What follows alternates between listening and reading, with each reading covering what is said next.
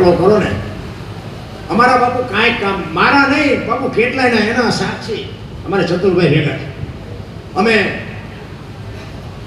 હરિદ્વાર ને પંજાબ ને બાપુ એમની ગાડી ને બળદેવભાઈ સાક્ષી છે, હું બળદેવભાઈ, પાણીસણા લાખાભાઈ, પછી ઘનશ્યામભાઈ એ પણ સ્વર્ગસ્થ થઈ ગયા, અશોકભાઈ, અમે બધા 5-7 ભાઈ ગયા હતા. ગોકુળમાં ગયા ને, ગોકુળમાં એક નાનો એવો રૂમ હતો, અમે અંદર ગયા, બાપુ એક બેઠા હતા, નાનો હીડો કૃષ્ણ ભગવાનની મૂર્તિ હતી. મેં કહ્યું કંઈક અંદર હશે, અમે ગયા, બે બાપુ કે બે જાઓ, એને બધા બે ગયા, કે 100 રૂપિયા લાવો. શેના?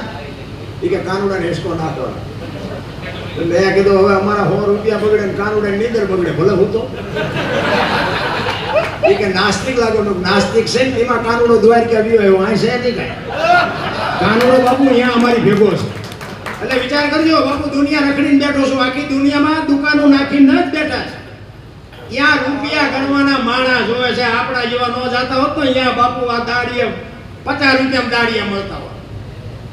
અહીંયા પૈસા ગણવાના દાડિયા રાખવા પડે, પણ આવી રીતે હિસ્સો નાખવાના હો માગે. બોલો, એક ભાઈ કે 20 રૂપિયા આપો, શેના? કે ટોકરો વગાડવાનો. મેં કહું અમારા રામજી મંદિરમાં 4 ટીંગાય છે, ખરાઈ ઉતાવળ વગાડી.